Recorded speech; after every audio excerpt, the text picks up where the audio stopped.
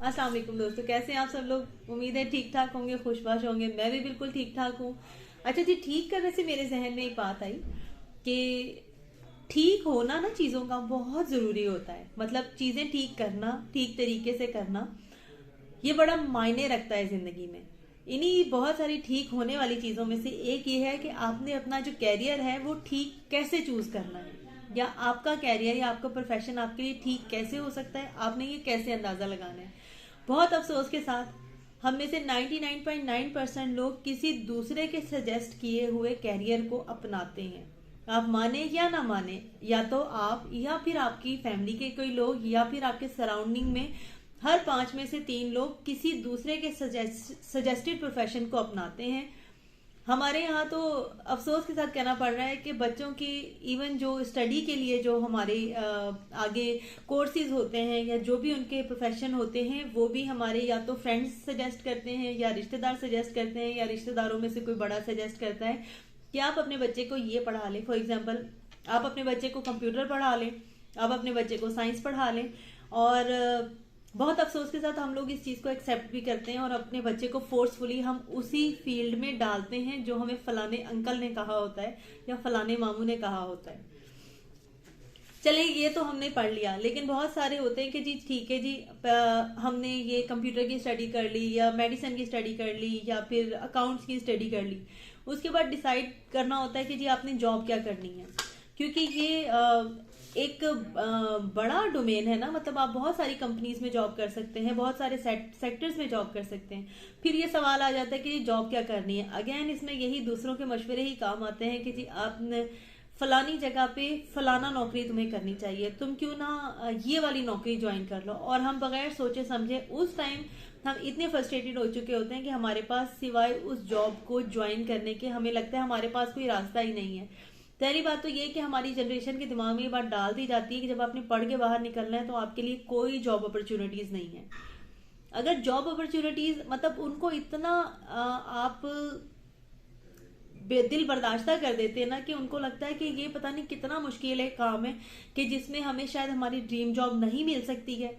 और हमें इस टाइम जो जॉब मिलेगी ना, क्योंकि वो पढ़ने का और आपकी स्टडी पे जो एक्सपेंस लगते हैं उसका दौरानिया इतना तवील हो जाता है, 14 साल, 16 साल, समटाइम 16 से 18 साल, कि इसमें पेरेंट्स जो है ना वो कहते हैं ना कि नक को नक आ चुके होते हैं। कि अब वो कहते हैं कि बस लड़कियों को तो फिर थोड़ी सी प्रिविलेज मिल जाती है कि चलें ठीक है, लड़की है, इसने क्या कमाना है। लेकिन एक 22-24 साल का लड़का जब अब तक पढ़ाई पढ़ाई पढ़ाई जी क्या कर रहा है, अभी तक पढ़ रहा है, अभी तक पढ़ रहा है, हायर एजुकेशन लेने तक ना पेरेंट्स उससे फेडअप हो चुके होते हैं। पेरेंट्स तो चाहे ना फेडअप हो, उसकी खानदान बरादरी उसके दोस्त अहबाब सब उससे फेडअप हो चुके होते हैं कि जी तुम निकम्मे हो। कोई ये नहीं देखता कि वो बच्चा दिन के 18 घंटे अगर पढ़ रहा है किसी एक प्रोफेशन को चूज करने के लिए तो यकीनन वो इम्तहान देने के लिए पढ़ रहा है नहीं, लेकिन चूंकि वो कमा नहीं रहा है तो इसलिए वो निकम्मा है। ठीक है, तो जब वो अपनी स्टडी कंप्लीट कर लेता है तो हमारे पास बस एक ऑप्शन होता है कि जी आज रिजल्ट आया तो कल ये नौकरी पे खड़ा हो और परसों ये तनख्वाह लेकर आए। इतनी सारी रिस्ट्रिक्शंस और इतने सारे जो सख्त हालात हैं, इसको फेस करने के बाद जब बच्चे ये चूज करते हैं ना कि जी हमने कहाँ नौकरी करनी है, तो उनके पास ये चॉइस नहीं होती है। उनके पास ये चॉइस इसलिए नहीं होती है कि ऑब्वियसली ड्रीम जॉब को अवेल करने के लिए आपको प्रॉपर सर्चिंग करनी पड़ती है, इंटरव्यू देना पड़ता है, उससे रिलेटेड काम करना पड़ता है, आपके पास एक्सपीरियंस होना चाहिए, या एक्सपीरियंस एटलीस्ट ना भी हो तो इंटर्नशिप होनी चाहिए। सॉरी टू से हमारे यहाँ इंटर्नशिप का कोई इतना कॉन्सेप्ट है नहीं कि इंटर्नशिप क्या है। सीधी सीधी बात है, आप नौकरी पे जाएं और महीने के आखिर में तनख्वाह लेकर आए। तो सिर्फ यही ऑप्शन एक बचता है कि जी आपने कहीं भी सही बस नौकरी स्टार्ट कर लेनी है, आपने जॉब करनी है और बस। तो इसमें क्या हो जाता है, आप अपनी सीवी बनाते हैं, दोस्त अहबाबों से बात करते हैं, पता करते हैं जी कहाँ नौकरी खाली है। अच्छा जी फलाने बैंक में नौकरी खाली है, फलानी एक कंप्यूटर मिल है, कंप्यूटर एक कह लें कि ऑर्गेनाइजेशन है, उसमें एक कोई काम है आपके लिए, या फिर किसी भी किस्म का कोई क्लरिकल काम है, कोई फलाने एचआर डिपार्टमेंट में आपके लिए काम है। बस आपने उधर घुस जाना है। आपने ये नहीं देखना कि क्या ये लॉन्ग टर्म के लिए मेरी जॉब मेरे लिए फायदेमंद है या नहीं है, क्या ये जॉब मुझे सेटिस्फेक्शन देगी या नहीं देगी, क्या इवन क्या मेरी स्टडी से। आप बहुत सारे अपने आसपास लोगों को देखें कि आप उनसे पूछेंगे अच्छा आपकी क्या स्टडी थी, आपकी क्या मतलब क्वालिफिकेशन क्या है आप इस सीट के लिए, तो बताएंगे जी मैंने पढ़ा हुआ तो साइंस है, लेकिन मैं काम आर्ट्स में कर रहा हूँ, या मैंने पढ़ा हुआ तो आर्ट्स है लेकिन मैं काम साइंस में कर रहा हूँ। इसलिए क्यों? क्योंकि उस टाइम पे जी जॉब यही खाली थी और मुझे जॉब की ज़रूरत थी और मैंने ये जॉब अवेल कर ली। ऐसे में क्या होता है, जो जॉब सेटिस्फेक्शन है ना वो बहुत डिक्रीज हो जाती है। आप अपनी जॉब से सेटिस्फाइड नहीं होते। उसके रीजन होते हैं, उसके रीजन ये होते हैं कि आप अपनी जॉब को, क्योंकि आपके पास प्रॉपर जो रिलेटेड नॉलेज होती है वो नहीं होती है। अगर मैंने मेडिकल पढ़ा है ना और मैं मेडिकल से रिलेटेड काम नहीं कर रही हूँ, मैं कहीं आर्ट्स काम कर रही हूँ, या कहीं मुझे आप कहें कि जी स्टूडेंट लाइफ से मुझे मैथ समझ में नहीं आता था, और अगर मुझे आप किसी ऐसी जगह पे लगा दें जहाँ अकाउंट्स हो या इस तरह की कोई चीज़ हो, तो ऑब्वियसली जो एक काम मेरी डोमेन ही नहीं है, जो एक चीज़ मेरी स्पेशलिटी नहीं है, और अगर मैं मुझे वो करना पड़ रहा है तो यकीनन ना तो उस काम में मेरी परफेक्शन होगी, ठीक है, ना ही वो काम करने में मेरा इंटरेस्ट होगा। क्योंकि जब मैं अपना 100% नहीं दे पाऊंगी और मुझे 100% जब मेरी तरफ से ही इनपुट नहीं है तो फिर आउटपुट क्या होगा? ऑब्वियसली मेरी परफॉर्मेंस भी उससे मुतासिर होगी। जब मेरी परफॉर्मेंस मुतासिर होगी तो मुझे अप्रिसिएशन नहीं मिलेगी। मेरी बनिस्बत मेरे साथ जो ऐसा इंसान होगा, मेरा कोलीग होगी या कोलीग होगा जिसने मैथ पढ़ा है या जिसको मैथ आता है या जिसको अकाउंट्स आता है, जब वो मेरे जैसा काम करेगा और उसका रिजल्ट बेहतर होगा तो अप्रिसिएशन उसकी तरफ डाइवर्ट हो जाएगी। तो मेरी जॉब सेटिस्फेक्शन जो है वो इफेक्ट करेगी। जॉब सेटिस्फेक्शन इफेक्ट करेगी तो मेरा ओवरऑल पर्सनैलिटी पे मेरी नेगेटिविटी इंक्रीज होगी। बहुत सारे फैक्टर्स होते हैं कि आपकी जॉब सेटिस्फेक्शन किन किन चीज़ों पे इफेक्ट करती है, लेकिन आज हम इस चीज़ पे बात नहीं करेंगे। आज हम इस पे बात करेंगे कि जी आपने अपना राइट कैरियर कैसे चूज करना है।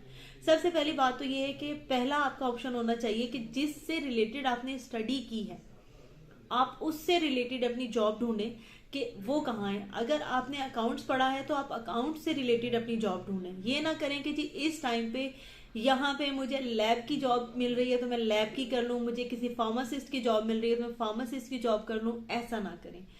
सेकंड वन ये कि आपने देखना है कि जो फील्ड में आप जा रहे हैं, जिस इंडस्ट्री को आप ज्वाइन कर रहे हैं, क्या आपके सराउंडिंग में मतलब उसका स्कोप है या नहीं है। क्या वो एक लॉस में जाती हुई इंडस्ट्री तो नहीं है, क्या वो एक ऐसी इंडस्ट्री तो नहीं है जो अपने एम्प्लॉयज को प्रॉपर रिवॉर्ड नहीं दे रही है, प्रॉपर बोनस नहीं दे रही है, प्रॉपर जॉब की उसकी मतलब क्या क्राइटेरिया है उसका, आपने ये जरूर देखना है। थर्ड वन ये कि आपने, क्योंकि जो 22 से 25 साल की उम्र में आपने जो जॉब स्टार्ट करनी है ना, 98% लोग 65 ईयर्स की एज तक वही जॉब अपनी रखते हैं।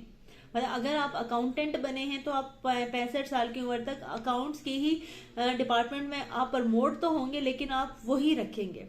अगर आपने कोई मेडिकल फील्ड ज्वाइन की है तो फिर आप अपनी रिटायरमेंट तक उसी एक ऑर्गेनाइजेशन को पकड़े रखेंगे, उसी एक जॉब को पकड़े रखेंगे। हाँ, प्रमोट आप हो सकते हैं लेकिन आप वही फील्ड, तो वो फील्ड जो आपने 22 से 25 साल की उम्र में चूज करनी है तो उसके लिए आपने ये ध्यान रखना है कि क्या मार्केट में उसकी वैल्यू है, क्या उसका स्कोप है, क्या उस प्रोफेशन में, जैसे बड़े सारे मैंने प्रोफेशन देखे कि लोग बड़े बड़े अच्छे उसमें काम कर रहे हैं लेकिन जब उनसे पूछा जाए कि जी अच्छा आप इस स्टेज पे हैं, इसके बाद आप क्या हैं, आप क्या बनेंगे या आप क्या कहेंगे, तो वो कहते हैं जी हमारे यहाँ तो मैक्सिमम 2 स्केल ही प्रमोट किया जाता है। तो 30-35 साल की जॉब में अगर आप सिर्फ 2 स्केल प्रमोट हो रहे हैं तो ये बड़ा अलार्मिंग होता है।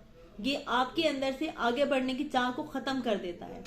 आपने इन चीजों को जहन में रखना है कि आपने जो भी फील्ड चूज करनी है या जो भी आपने कैरियर अपना बनाना है जॉब के लिए, आपने देखना है कि मार्केट में उसकी कितनी वैल्यू है या वो कितना इसका स्कोप है, आगे क्या बढ़ने के चांसेस हैं या नहीं है।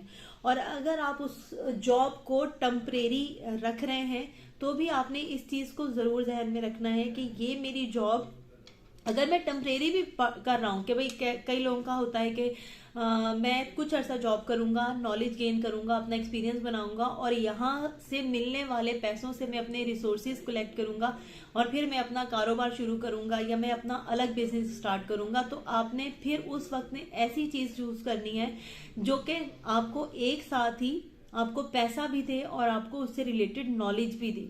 ये सारी चीजें बड़ा मैटर करती हैं। आपने इंडस्ट्रीज को एक्सप्लोर करना है कि अच्छा ठीक है, बिस्किट बनाने वाली एक फैक्ट्री है, एक छोटा कारखाना भी है, एक दरमियाने दर्जे की फैक्ट्री भी है, और एक मल्टीनेशनल कंपनी भी है जो कि बिस्किट बनाती है। लेकिन ऑब्वियसली एक कारखाने वाला आपको बोनस नहीं दे सकता, आपको अच्छी जॉब, मतलब आपके आवर्स तो वही है ना, 7 से 8 घंटे ही है, लेकिन आपको वो प्रिविलेज नहीं दे सकता जो आपकी पोटेंशियल है। लेकिन एक दरमियाने दर्जे वाला आपको साल में 2 बोनस दे सकता है। लेकिन उससे अगर अलग, अगर आप एक मल्टीनेशनल कंपनी में जॉब करते हैं, तो चाहे वो एक बिस्किट बनाने वाली कंपनी है, लेकिन आपको बोनस भी मिलेंगे, आपको अलाउंसेस भी मिलेंगे, आपको प्रमोशंस भी मिलेंगे। इंटरप्शन के लिए माजरत। अच्छा जी, तो जब हम मल्टीनेशनल कंपनी को चूज करेंगे ना, तो हमें इसके एंड बेनिफिट्स भी बहुत होंगे। आपको चाहिए कि हम जब अपने कैरियर को चूज करते हैं ना, तो उससे पहले हम देखें कि कौन सी ऑर्गेनाइजेशन या कौन सा ऐसा डिपार्टमेंट है जो हमें एंड बेनिफिट्स भी देगा। ना सिर्फ ये कि ड्यूरिंग जॉब अगर हमने इसको परमानेंट रखना है, तो ना सिर्फ ड्यूरिंग जॉब हमें उसकी फैसिलिटेशन अच्छी मिलनी चाहिए। मतलब अगर आपके पास एक अपॉर्चुनिटी है कि आप उसमें एक लोकल या मीडियोकर कंपनी ज्वाइन कर सकते हैं या एक मल्टीनेशनल कंपनी ज्वाइन कर सकते हैं, तो ऑब्वियसली आपकी प्रायोरिटी होनी चाहिए कि आप एक, सिर्फ मेन यही आपका रीजन नहीं होना चाहिए कि आपने पैसे कमाने हैं। अगर आपको फैसिलिटेशन इसके साथ भी मिलती है कि आपको हेल्थ इंश्योरेंस मिलती है, आपको उसके साथ कोई घर मिलता है या किसी किस्म के अलाउंसेस मिलते हैं, कोई बोनसेस मिलते हैं, आपको कन्वीनियंस मिलती है, पिक एंड ड्रॉप मिलते हैं, या मेडिकल फ्री मिलता है, इवन बाद में आपके आफ्टर रिटायरमेंट जो है आपको अच्छे पर्क्स मिलते हैं, तो आपका जो चॉइस है वो इसी तरह की होनी चाहिए ताकि आपको अपने आगे आने वाले वक्त के लिए मुश्किल का सामना ना करना पड़े। छोटी छोटी चीजें होती हैं जिनको जब हम मतलब महसूस करते हैं ना, जरूरत महसूस कर रहे होते हैं कि नहीं जी नहीं, हमें इस टाइम तो जॉब करनी ही करनी है, जॉब चाहिए ही चाहिए, उस टाइम हम बहुत सारी चीजों को नजर में नहीं रखते हैं। और जब हम अल्टीमेटली उस जॉब पे सेटल हो जाते हैं, तो हमें अंदाजा होता है कि उस टाइम पे हमने अगर थोड़ा सा सोच के फैसला कर लिया होता, फिर ये होता है कि चाहे हमारी स्टडी से रिलेटेड नहीं है, लेकिन अगर हम उस एक फील्ड में घुस गए, तो अब हम सोचते हैं कि चले अब हम 2 साल लगा चुके हैं, 3 साल लगा चुके हैं, तो अब चले हम इसी को कंटिन्यू रखते हैं।